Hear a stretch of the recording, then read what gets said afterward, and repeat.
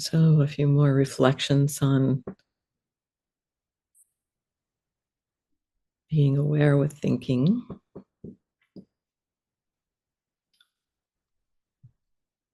A lot of times we notice thinking in retrospect because we've woken up into thinking. That's, what we typically call the mind wandering, and then I've come back.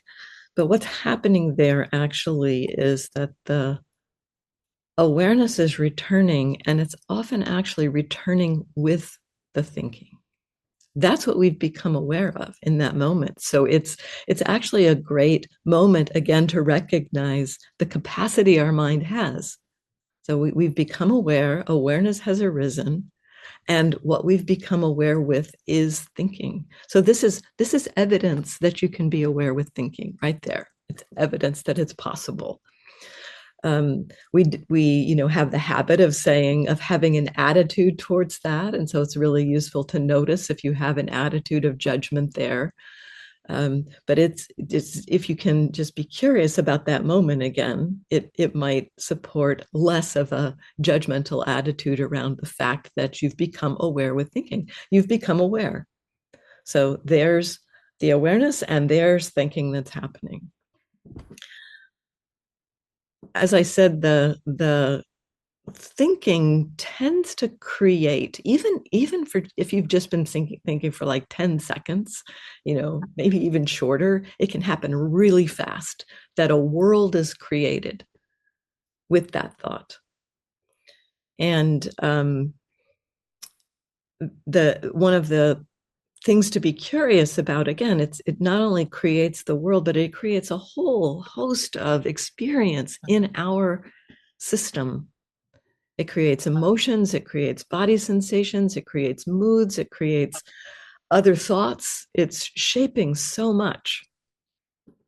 And so that sense of that curiosity, okay, I'm waking up into thinking, waking up with thinking. What planet am I on? What landscape is here? It can feel like a whole new planet. So that kind of question has been a fun way to play with it for me. So, okay, what planet am I on? Am I on planet arguing with my partner? Okay, what's that one like? How does that feel? And again, it's not so much being involved at that point, it's not so much being involved with the content, but more what has been shaped as a result of that content. So there can be a lot of things. And if the mind has kind of charged out of the present moment, with reactivity of some kind, sometimes the emotions can be kind of challenging and there can be a lot going on there. So, again, to work with that, and we'll talk more about working with difficulty in a few moments. But also when we return, a couple of different things can happen. Again, we often have the idea that if we've been thinking, it's inherently going to have been some kind of reactivity. But I have found that sometimes the mind can wander into creating wholesome qualities. So, for instance, at one point I was waking up into thinking a lot, and the thoughts that I was waking up with was thinking about friends from the Peace Corps. And at that point, I was working with, just coming back to the breath. That was the instruction I had been given. So I was letting go of the thoughts and come back to the breath. But it kept coming up quite a bit. And so at some point, it's like, well, what is here? These thoughts are happening. What is here? And what was arising with those thoughts was metta. It was almost like metta was coming up and it was sending those thoughts up to say, pay attention to me. Hey, I'm here. Metta. See, why don't you pay attention to me? And as soon as I noticed the metta, it was just like this expanding feeling of metta. The thoughts didn't need to happen anymore. The thoughts just ended. And the quality of metta was what was present. So to have the idea that inherently the thoughts are going to shape some kind of reactivity is, you may miss, like I had the idea that, thinking is not what I'm doing, or, I'm supposed to be doing something else. And doing that kind of shifting back. I was kind of jumping over the effect that that thinking had, which was the quality of metta, which when I connected to it, allowed me to be fully present with that, to be fully present with the metta. The other thing I mentioned yesterday briefly is that when, Okay.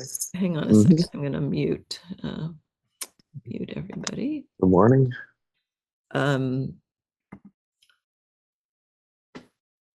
We can sometimes, our minds can sometimes wander into calm, or I said yesterday, sometimes they can drift out of the present moment. And so again, the shaping that happens there may be towards more ease and more relaxation. And so again, to be curious, when the mindfulness returns, what's here?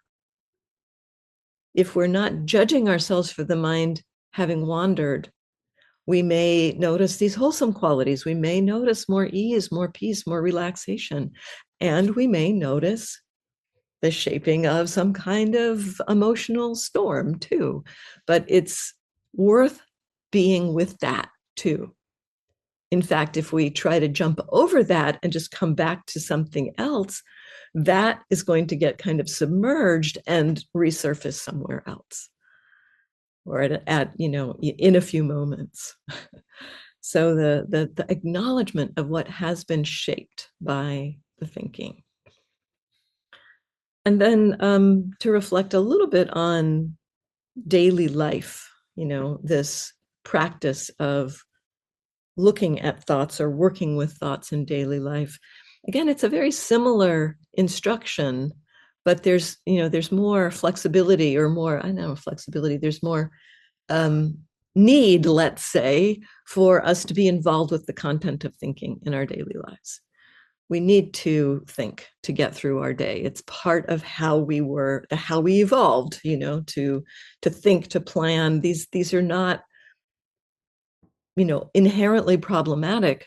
They are helping us to navigate our lives. They're helping to navigate our day. And so what's useful is to recognize when they're happening, again, what's happening with it. So Sayadaw would sometimes say, with daily life practice, he would encourage what he called 50-50 mindfulness. Half of the attention with what's happening, with the content of what's going on in our lives, whether that's a conversation or something we're working on, like our taxes or gardening, or whatever. There's content that we're dealing with, preparing our dinner, getting the stuff out of our refrigerator to make our meal. All of the content, we have to think through things to get through our day. So half of the attention to know that side of things. We can be aware with content as well. Be aware that we are picking up the tool to dig into get rid of some weeds. We can be aware with that. But he encouraged not just to be with the content, to have some of the attention, and he said, half the attention with the content, half the attention with how we are with that content. So what's happening for us as we make our dinner? What's happening for us as we're having a conversation? What's happening internally as well as externally? This, in the Satipatthana Sutta, is the encouragement that we notice, the body internally and externally, form internally and externally. So we can notice both.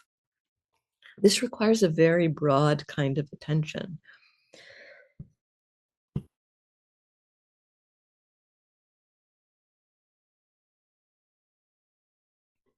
It might happen initially because we do have a tendency to aim towards specific experience. Like we think we can be present for one thing at a time. We can know that we're picking up a tool or chopping this vegetable, or we can know how we are internally. So we might at first go back and forth a little bit, but there is a possibility of a broader kind of attention that takes in the whole. Carol Wilson calls this 360 mindfulness. she says that terminology that Sayadaw uses, a 50-50 mindfulness, for her doesn't work so well. It creates the sense of flipping back and forth, and the sense of this broad encompassing mindfulness works better for her. So 50-50 mindfulness worked for me. I think 360 mindfulness works pretty well too. So different language can support you in different ways. So, think about that, kind of more broadening the attention to include not only what is happening in your daily life, but how you are. How are you responding? What's going on with what's happening? Now, there's certain times this may be pretty neutral, but there can be some really subtle little shifts that happen. So, like when I'm in my kitchen, my kitchen is actually one of my favorite places to practice mindfulness. I'm kind of aware of just the movements, the sounds. It's really fun to just hear all the little sounds that my body makes and that the spoon makes as I set it down on the counter. There's just so much going on. So there's what I'm doing, and then there's all the little things. There's the physicality of the body. There's all of that, and then there's sometimes, so a lot of that's pretty neutral. But then when I open my refrigerator and it gets a little stuck, or it's a little hard to close, there's a flash of impatience, I notice. Or if I look in the drawer and I'm not seeing what I'm looking for, it's like, where is that? And there's a sudden bit of aversion, just little tiny flashes of things that they're so minor, they come and go really fast, that and partly they come and go fast because I'm noticing them. So they're not building up.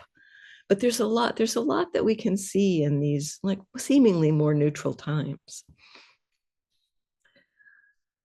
So working with this, exploring this, working with content and working with being with how we are with the content. In some situations, like, preparing a meal or something, there doesn't necessarily feel like there's a lot of verbal content, although there is some verbal content in there. There's, little thoughts that come in, like, where is that spoon? Or, oh, I need to get the carrot. Little things like that come in. But there's not as much of an emphasis, I'd say, on thoughts in certain situations. It's like often we end up thinking about something else entirely, and it's useful to recognize when and if that happens. But there are times when we also need to be aware of the content of thought, to not only be aware of the content of what's happening, to be aware of the content of thought. And this is a huge and challenging area to practice with. It's like the whole terrain of working with speech is in this area of working with talking and listening to people. And so I'm just going to offer a couple things. We'll talk more about this later in the week, about working with speech in particular. But there's some ways to begin playing with this that I'd like to encourage. Most of you probably do some reading during the day, reading the news, for example, or, reading an email or a text from a friend.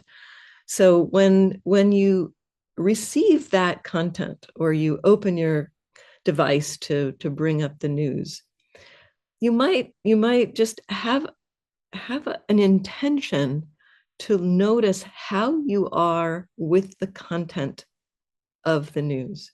Now, this is a big thing these days. Many of us, with the news, we have some emotional responses to what's happening. So, can you notice, here's the content, and here's how I am with that content. And again, it may at first feel a little bit like back and forth. When you're reading something, you're taking in the content of somebody else's mind. You're taking in what they are thinking. And that shapes responses, reactions. And so I'd like to encourage a kind of an exploration. Okay, I'm taking in the content of somebody else's thoughts. How does it feel? What is my experience? What's the emotion? What thoughts come up? there. And again, it may feel a little bit like it back and forth. And with reading, you can slow things down to the point where you can play with this a little bit. If you notice or have the intention to do this, you could try, slow it down, like read a sentence or two, and then check in. It's so easy to get on the train of the content and read like whole paragraphs and then forget about noticing. So, read a sentence or two. I will often look at the headlines and notice how I am with the headline. Just notice each piece, how does that affect me? Then I may read a few sentences. How does that affect me? So looking at this, how does content affect you? This is a really helpful practice in your daily life. So this week in particular, I'd really like to encourage that as a practice when you open up a device to read. And then also in terms of, when you write something, when you write an email or a text, before you send that email or text, see how you are. With an email, you might even, write a few sentences and stop. How am I? Again, to slow it down a little bit, because initially it's very challenging to have this 360-degree mindfulness with producing content and being aware of how we are with producing that content. So playing a little bit with this, maybe a little bit of back and forth, write a sentence. How does it feel not only to have written that, but to think about what the other person might experience as they receive it? So again, there's the broader implication, there's the broader context of our lives that we take care with. There was a question related to this. I'm not going to respond directly to this right now, but just a piece of that is that with this kind of mindfulness of care with what we're going to say, how we're going to respond, the precepts are so helpful for us, to not wanting to harm, not wanting to create harm.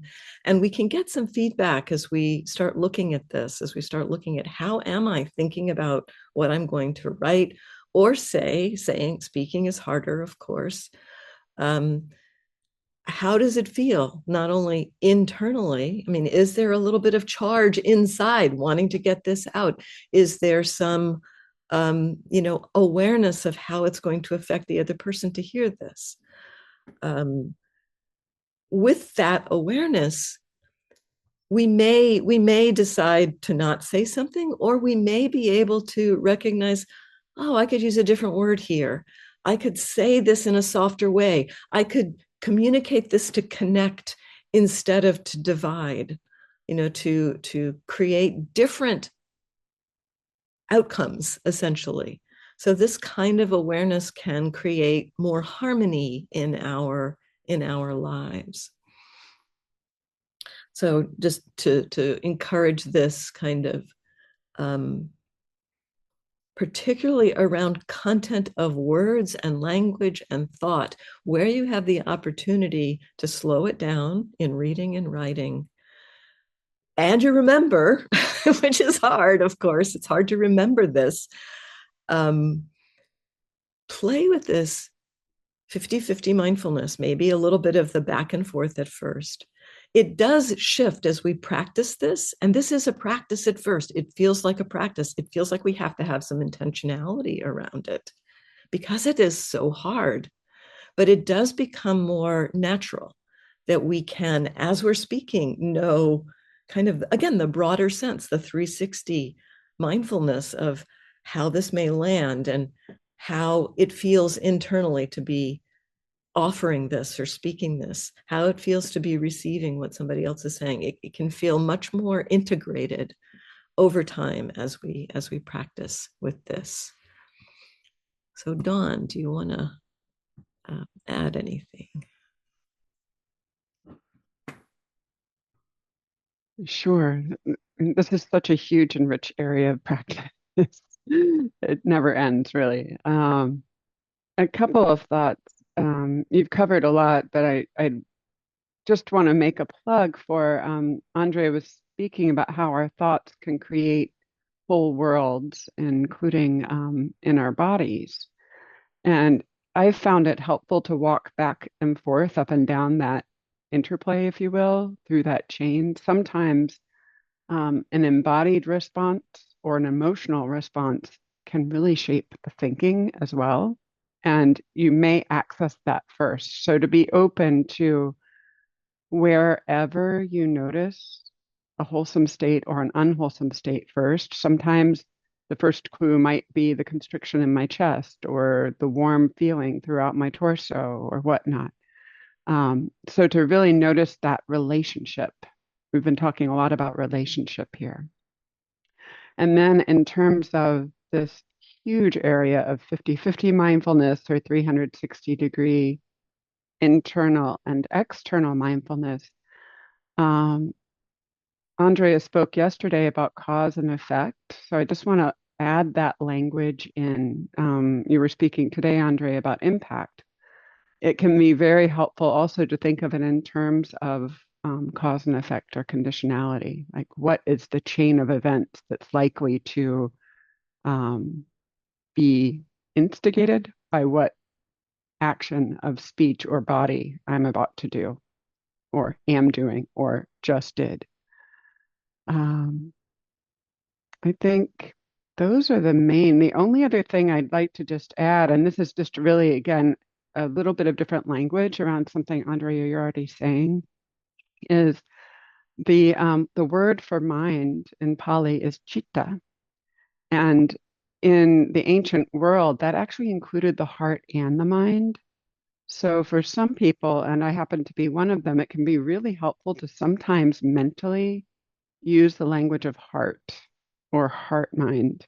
And for a certain subset of people, that can be an easier access point in how I'm feeling about this, how the feeling is arising about this.